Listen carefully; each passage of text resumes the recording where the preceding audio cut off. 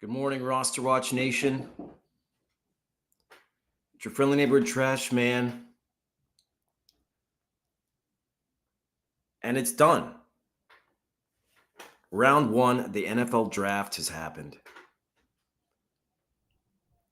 And I will say there were some things that were close to surprises, but nothing happened that just like blew my mind.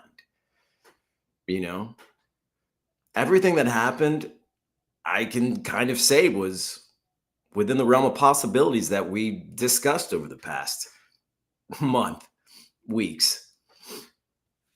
So let's go ahead and break it down. The first round of NFL draft. First off, we have the Tennessee Titans drafting Cam Ward, Miami quarterback, with their first pick. They think they got their guy. You know, and if you look at the way that he composed himself at the draft, at the way that he conducted himself, I mean, I'm inclined to maybe agree. I mean, for just talking about his character, we know what he can do on the field. But I was really impressed by his character throughout the draft. Off the field, very, very quiet, kind of about his business. Dressed down in a khaki suit with a crisp t-shirt. Oh, if you're wondering why I'm wearing a robe, it's because it's my birthday and I didn't want to do this this morning. But, it's the day after the draft. So we're doing an analysis, but I am wearing my robe. That's the concession. Anyway, Ward, who they think is their next Steve McNair, and he might just be, kind of has that unflappable kind of even-keeled attitude that a Jaden Daniels had. It's Chuka, baby. Welcome to the chat. His character is that he gave up on his team in a bowl game. No? That may be the case. That may be the case. But that's conjecture. I want to give him the benefit of the doubt. I mean, the Titans believe enough in him to, it was pretty undisputed that they're going to draft him. Fairly early on in the process, it seemed like. Anyway, I think it's a solid pick for Tennessee. I think, compared to their last few picks, the first-round quarterbacks, you have Malik Willis, you have Will Levis. They've been striking out. We can say that much. But I think Ward will be the best of the trio that they've taken early in drafts in the past few years. But we'll see. He can't be much worse. That's the good thing. He comes into a pretty low pressure situation in that sense compared to what they've been working with. And he's got some decent tools. That's all relative. They added Tyler Lockett to the mix. It's got a reliable check down receiver. Good morning, Ronaldo. Welcome to the chat. Thanks, Chuka, baby. Happy early birthday. It's tourist season, is that right?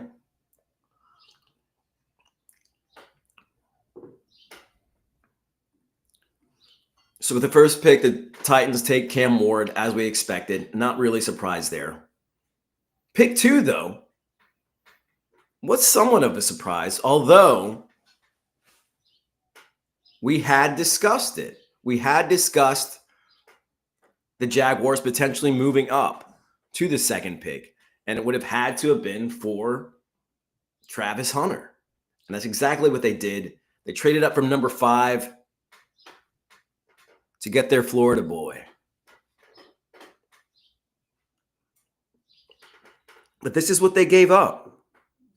Their 5th, 36th, 136th pick in this draft and a 2026 first rounder. So Cleveland has an embarrassment of riches to work with. See if they can actually do anything with it.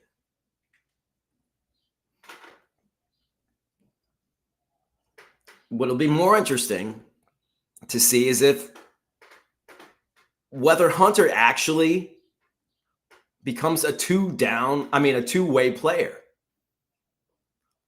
NFL Network's Tom Pelissero reports the Jags intend to start out Travis Hunter with wide receivers. Okay. That's good news from a fantasy perspective. If he plays the majority of his downs as a Jaguar at receiver. In 2 seasons at Colorado, Hunter caught 153 passes for almost 2,000 yards and 20 touchdowns. Led the Big 12 with 96 receptions last season. So we talk about him being the best cornerback in the draft. Well, he is arguably the best receiver in the draft too. Hunter will still meet with the defensive backs, okay, and have him practice some on defense, but it appears the Jaguars are intent on utilizing him in a starting receiver role. That I can deal with. I thought it unlikely. I thought it impossible, an improbability that he would actually play 2 ways the majority of the game. And hearing now that they plan on using him as a receiver is good news. The question is it good news for Brian Thomas Jr.? You have a generational talent opposite you. I mean, it could go one of 2 ways, basically. Either you become second fiddle, and in a major way, and that double-digit targets turn to, 6, 7, which isn't all that bad, but not what we want for a player who was ascending like Thomas. Becoming the Higgins to the Chase potentially, which isn't so bad actually. Or Hunter takes some of the onus away from Brian Thomas Jr., takes some of the pressure, takes some of the coverage. The thing is, both of these guys are going to have to get single coverage because they're both that good. You can't just put all your coverage onto one of these guys because the other guy will run ripshod over your defense. Rough shot, rather, or slip shot. I think that was a combination of the two. So it'll be interesting to see how it plays out. Brian Thomas Jr. will have to drop in our rankings. We have to do that just to be safe. But it looks good for Travis Hunter. It looks terrible for any other pass catcher on the Jaguars. Parker Washington, you might as well forget his name. It's not going to matter. And what it actually may do as well is open things up for the running game. So it's a good thing from that perspective. Maybe Travis Etienne gets some new life if he stays on the team. And Tank Bigsby, that could be the real winner here, believe it or not. You got Travis Hunter, Brian Thomas on the outside. That leaves the middle of the field wide open. That could leave lots of lanes for Tank Bigsby. So he's somebody to consider in your best ball drafts. maybe reaching on even slightly. So great for Hunter compared to, what we thought was going to be the case. Good for Brian. Well, good, tentatively good for Brian Thomas Jr. Could open things up for him coverage-wise, but he's not going to get as many targets. Maybe those are mitigating factors. Maybe they balance out. And then potentially a big boon for whoever starts at running back for the Jaguars. They could add another running back in the draft. I could definitely see that happen. Welcome to the chat, Peter. Thank you.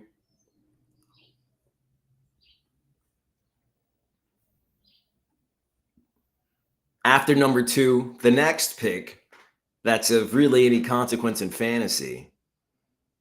I mean, there were some good guys taken, but, we just won't be using them on a week-to-week basis unless you're in a cockamamie league, which I have played in. We just don't have time for all that.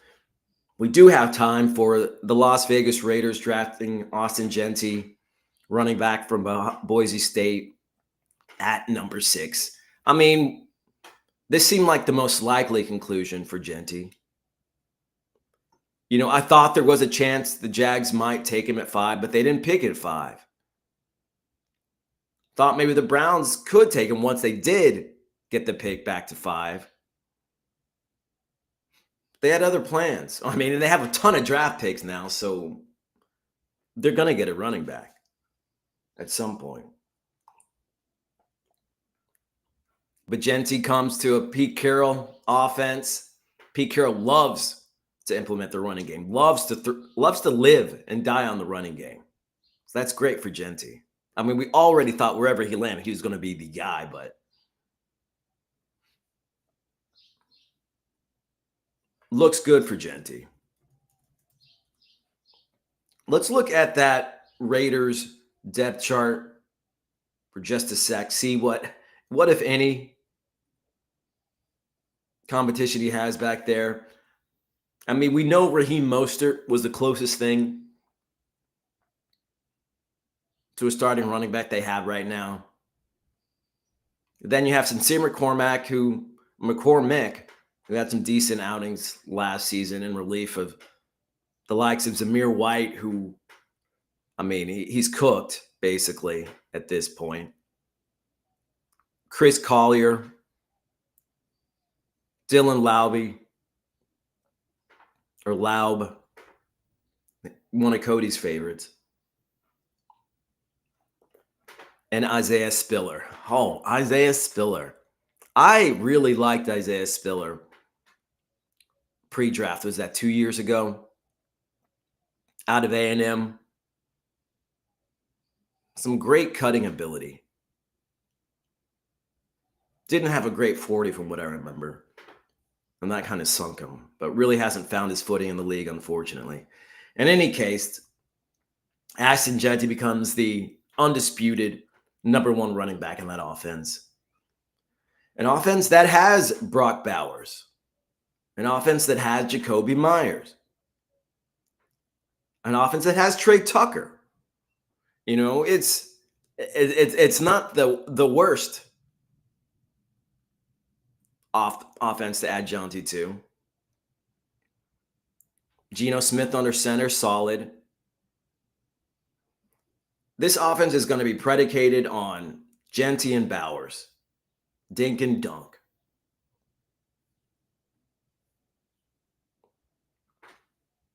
And you have to like your fantasy for those guys. And potentially Myers. He's going to get his. All kind of, strong silent types.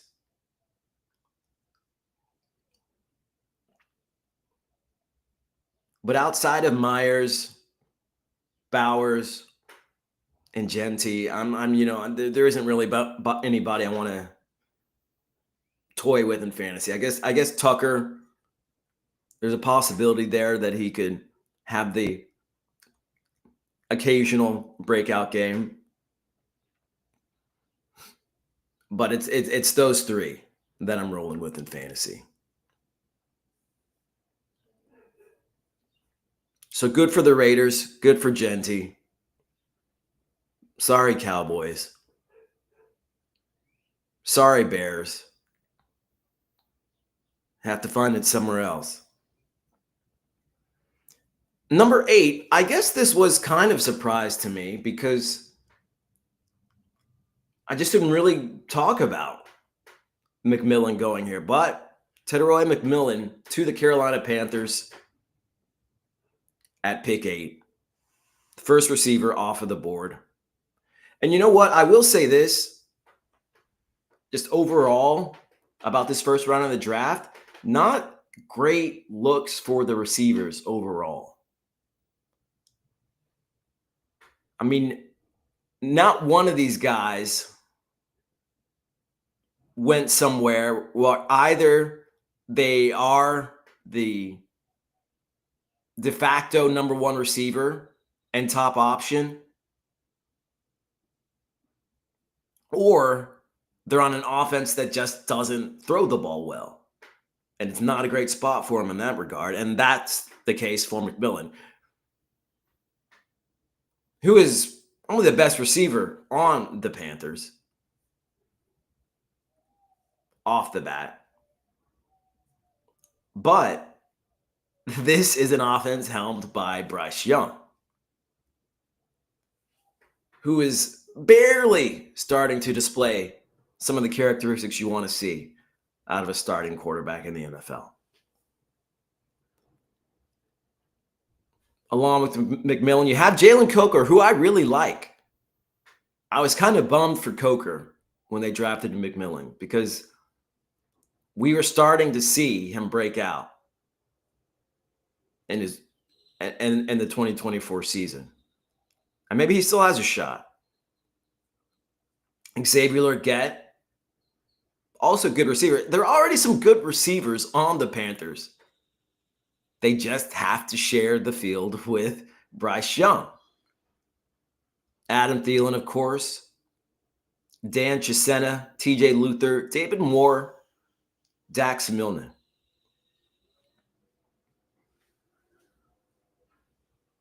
So McMillan becomes the top threat for that team. But the top threat for the Panthers right now is like the third threat for the Eagles or something, you know? I mean, maybe it's not quite that bad.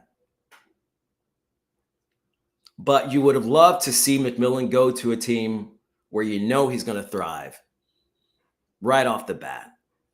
They're giving Bryce Young all the weapons he could ask for. But I don't know if that's good enough. I don't know if Young is going to evolve into that guy.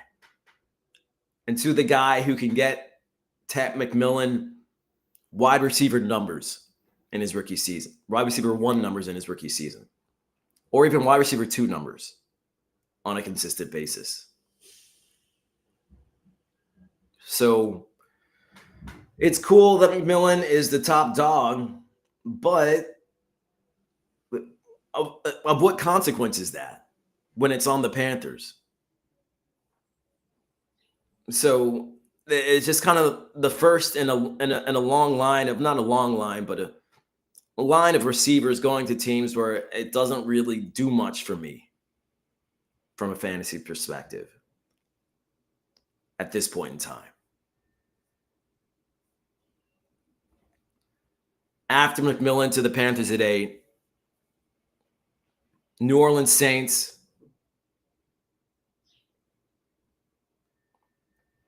take Tyler Warren, tight end to Penn State, at number 9.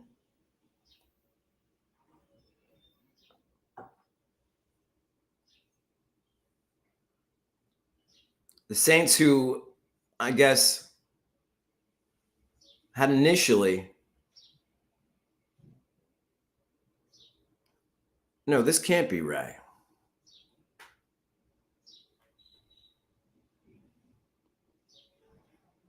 I know that's not right.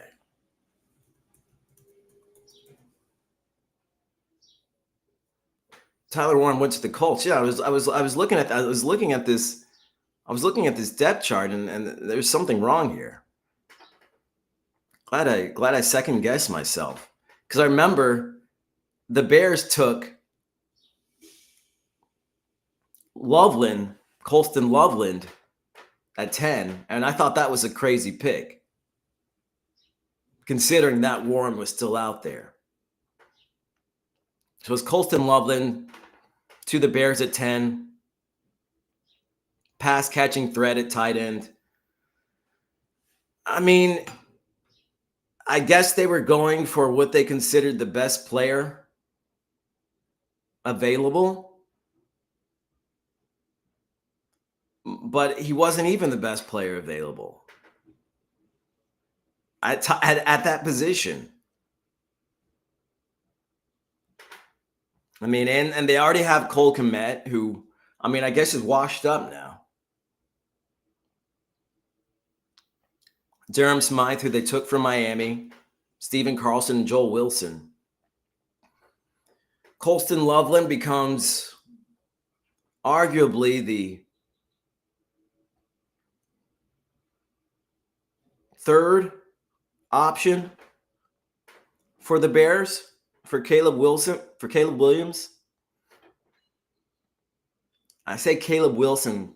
He reminds me of Russell Wilson a little bit. I get him conflated a little bit. So it's Rome Odunze, DJ Moore being the top two options, and then potentially Colston Loveland, which you could see, and that what you hope to see from a tight end, a rookie tight end, is that Loveland actually gets some run in his rookie year, actually maybe gets a chance to thrive and produce. We don't usually see it until around year 3 for rookie tight ends, but Loveland moves to the top of the depth chart for the Bears tight ends. And it's for a young quarterback. There's nothing that I love for a young quarterback in fantasy more than a stud tight end. And that's what Caleb Williams is getting in Loveland. He's not Warren, but he's not nothing there either. Arguably the second best tight end in the draft you're getting in Chicago. So good for them from that perspective, but that wasn't the pick that I thought that they would make there.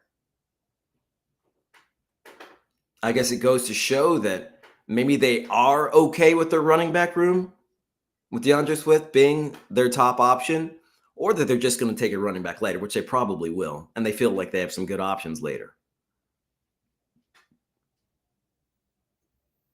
And they felt like they wouldn't get a player like Colston at tight end later in the draft, so why not take him now when you can get a running back later? So it's a little bit befuddling pick by the Bears. I mean, mainly considering that Warren was still out there. But it wasn't a bad pick by the Bears.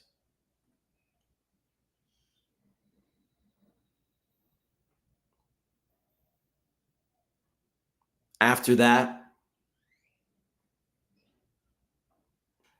the Colts did pick Tyler Warren with the number 14 pick. A lot of talent out of Penn State. He's big, he's physical, got great yak, and he can separate. This might have been, outside of Austin Gentry for me, the best offensive pick in the first round of the draft. Tyler Warren to the Colts. The Colts finally get a marquee tight end. They can stop playing musical chairs At least that's what you'd hope. And you get a consistent pass catching tight end for your Anthony Richardson or Daniel Jones, I guess. Both of them would benefit from having Warren on the field. But you'd hope if Richardson does get the top nod season start, Warren would be a nice safety blanket for him. And you could actually start a Colts tight end in fantasy for the first time in 6 years. And this is a situation where Warren becomes the top dog right off the bat and becomes somebody you can use in fantasy potentially right off the bat. And that's what we love. Behind Warren, we have Drew Ogletree, Moele Cox, Jelani Woods, Albert Okwuegbunam, Will Mallory, Sean McCone. I mean, we used to have hope for Alberto. We had hope for Mo. But it hasn't worked out for them in fantasy or otherwise. Tyler Warren's the guy now. You look at the other pass catching options for the Colts. Michael Pittman, who's healthy now. Josh Downs.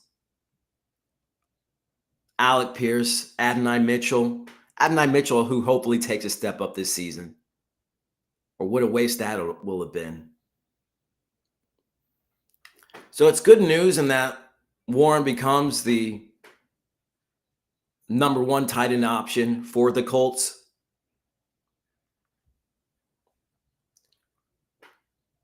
But, he's got some competition for targets. I'll say that much.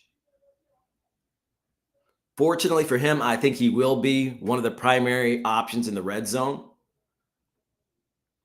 Other than Michael Pittman, but that's not going to be Josh Downs. And that really isn't Alec Pierce. That really isn't in part of his wheelhouse. You get him deep, but you don't really look for him in the red zone. So I think whatever loss of potential targets Warren would have to those guys, I think is partially mitigated by the fact that they will look for him in the red zone. So he might be touchdown dependent. But I think it's good for fantasy. I think it's good for Warren.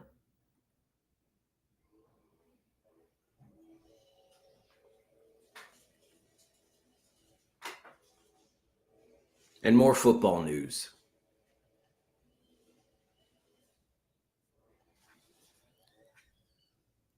This was another pick that was a little bit befuddling for me. That really didn't make sense to me. And maybe, honestly, my biggest disappointment in round one. And that was Emeka Egbuka at number 19 to the Tampa Bay Buccaneers.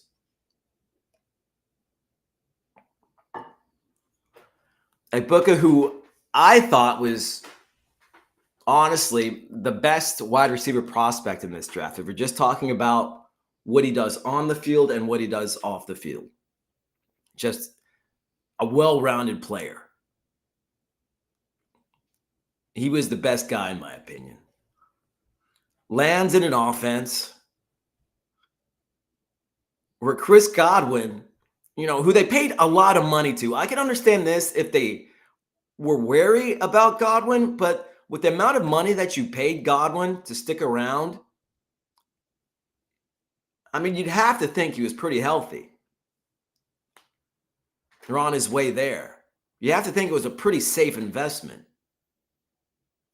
But Godwin plays out of the slot, and Egbuka played over 70% of his snaps at Ohio State out of the slot. So you have an all-pro wide receiver at the slot already, and you draft with your first pick another potential all-pro receiver at the slot. But, it didn't really make sense to me. I mean, I guess Mike Evans is getting older. I guess Godwin is getting older.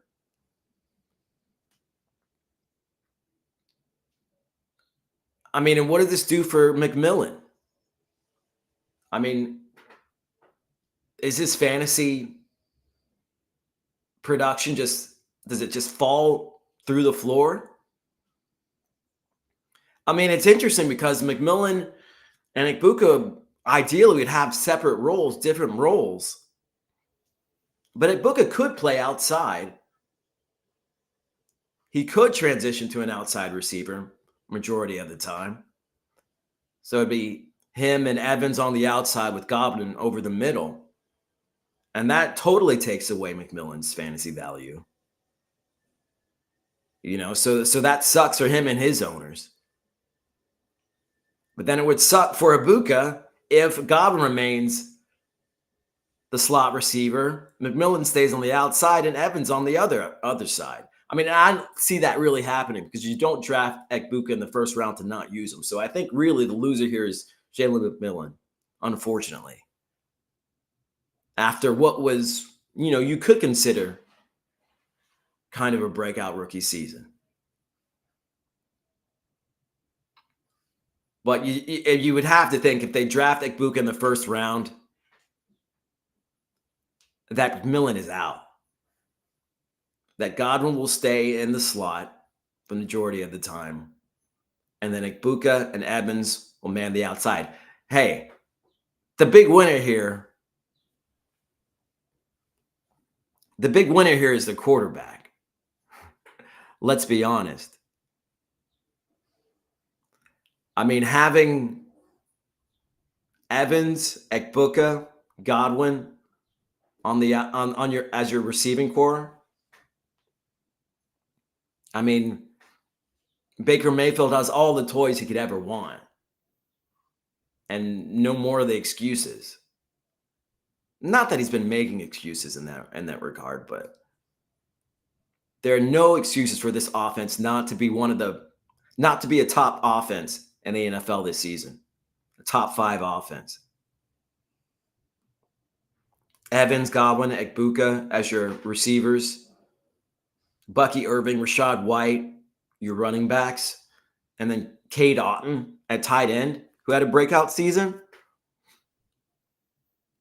The big winner here is Baker Mayfield. Could be a top 5 quarterback. The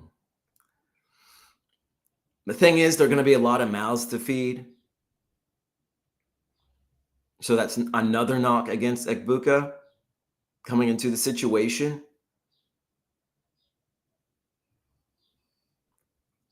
He's probably not going to have more targets than Evan, not going to have more targets than a healthy Godwin. And then you're battling Cade Otton and Rashad White for receptions as well. It's a great looking offense, but you're going to have to rob Peter to pay Paul. And so it wasn't great news for me for Ekbuka coming to a situation where he's not even the best slot receiver on the team. And there are going to be so many mouths to feed. So a little bit disappointing in that regard.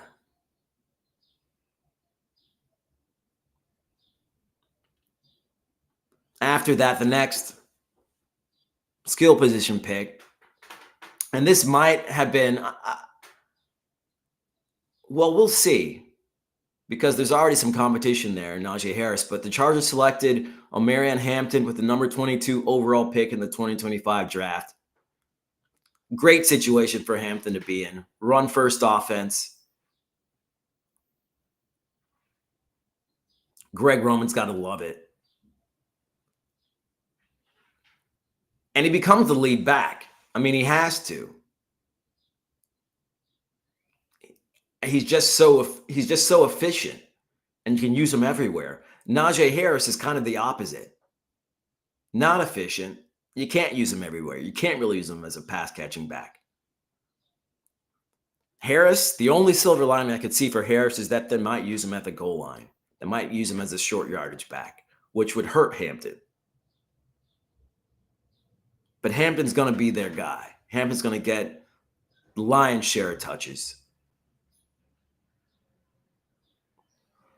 Hampton, 22, 6 foot, 221 pounds, big boy.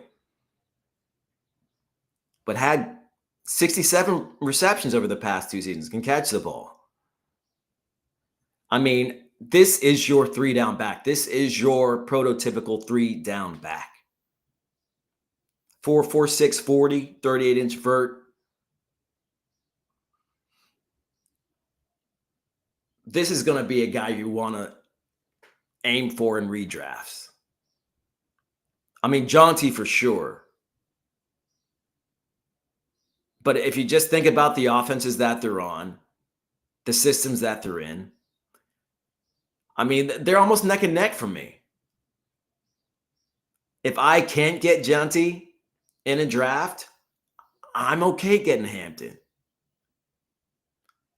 And you have to be happy if you've already had your dynasty draft, your rookie draft, because Hampton could be just as, if not more, valuable than Jaunty this season and their rookie seasons.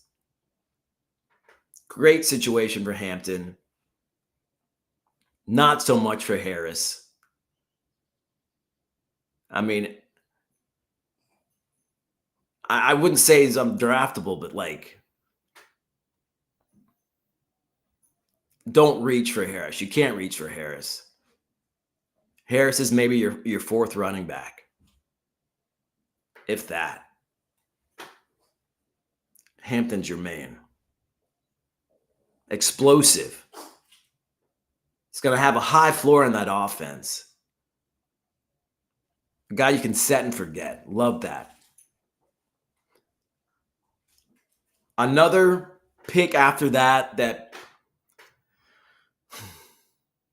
really kind of stymies the potential upside for this guy, and that's the Packers selecting Texas receiver Matthew Golden with the number 23 overall pick.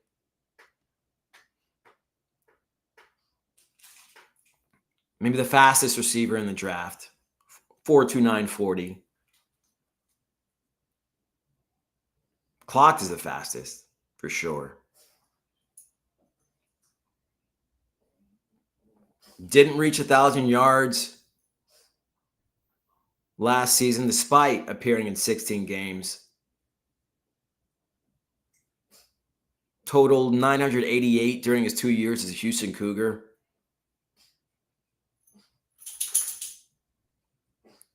Bullied by man coverage.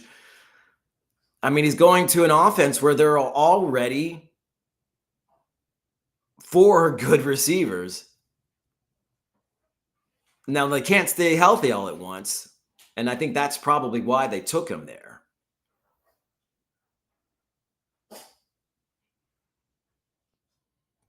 I mean, but you have, I guess they're looking to replace potentially Christian Watson, who can't stay on the field.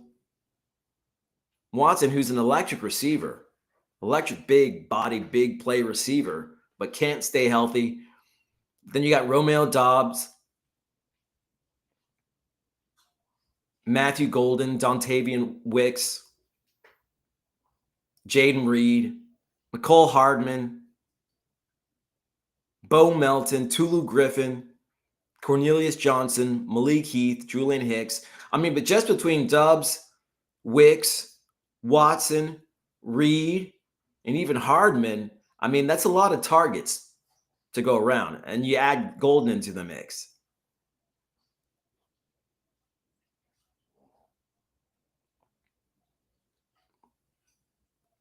Golden becomes a starter for sure, or at least you want him to, but Reed's still going to be a viable aspect of this passing game, as is Doubs and Wicks. So it's another situation where it's not that the offense, it's not that the QB can't get him the ball. In fact, Love's one of the better QBs in the league, but just the situation, there's not a clear path to #1 target potential on the Packers. I mean, I think it's great that they get another option in the passing game, a speedster. But it's going to be hard on a week-to-week basis to tell which one of these guys is going to get theirs. And for fantasy, that's no good. So while it's a great offense for Golden to be added to, good luck figuring out who is going to be the lead target getter on that offense on a week-to-week basis. Sounds like a headache to me. So it's another one of these situations in the first round where I didn't really like where the receiver went. Because you don't know what his role will be from the outset. We don't know what his target share will be from the outset. And I guess that'd be a luxury to have.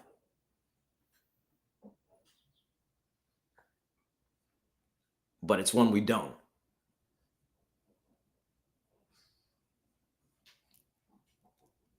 Then at number 25, trading up, the Giants get their man. And it wasn't Shedeur Sanders. I haven't spoken about Sanders yet. And that's because he wasn't drafted in the first round. But I didn't think he would be. I've talked about that before. Has to be crushing for Sanders, but I think ultimately it'll be better for him. And I hope Dion spins it that way to him. I'm sure he did. But the Giants traded up. I thought the Giants would go for Dart or Milroe. One of these big guys, big arms, can run, but that's more of a developmental prospect. A guy that can come up behind Russell Wilson, Jameis Winston slowly. It's a great landing spot for Dart, who can be groomed to be the franchise quarterback of the Giants. No pressure in his rookie season to be the guy. Can come up slowly. The Giants traded the number 34 overall pick, a 2025 third rounder, and a future 6th rounder to move up 9 spots to land what they hope is the solution at quarterback for them. And honestly, it doesn't seem like they're giving up that much. Dart, 6'2", 223 pounds. Production increased every year. He was under center at Ole Miss. An SEC leading 4,279 yards in 2024. 10.8 yards per attempt, led qualified passers by a lot. And this was without his top option, Trey Harris, for a lot of games. Harris only played in 8 games. So he didn't necessarily need a marquee receiver to do his damage, but he'll get one in Malik Neighbors. I mean, I think this is great for Dart. It's great for the Giants potentially, but for fantasy, it doesn't move the needle. It just doesn't. Dart probably won't start a game in 2025.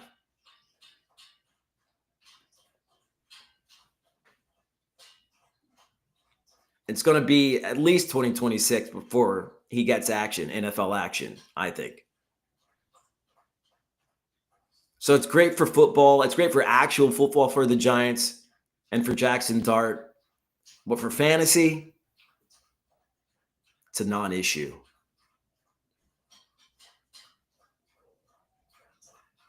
And that is how we ended the first round of the NFL draft. It was exciting in some ways, but disappointing in others.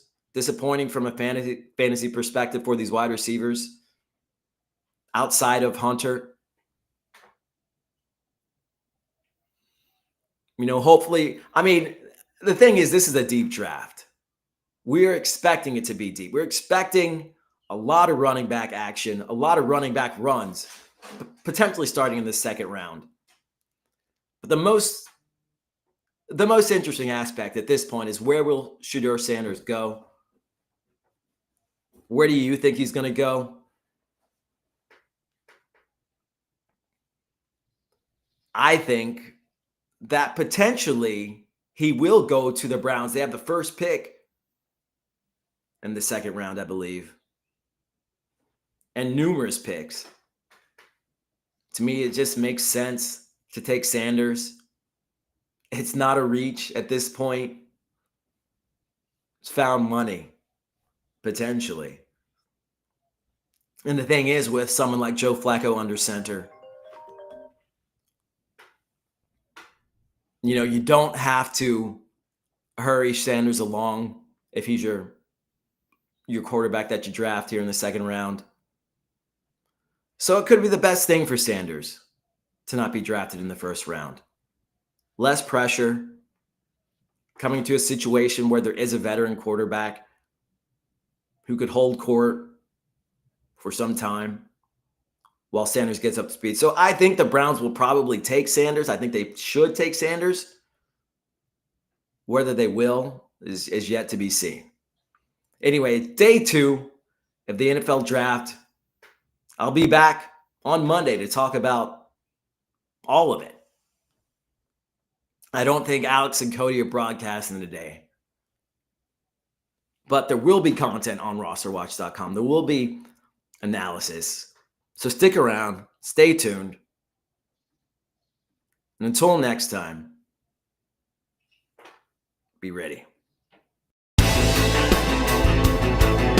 This is Anthony Richardson, and you're listening to Roster Watch. This is AJ Brown, and you're listening to Roster Watch.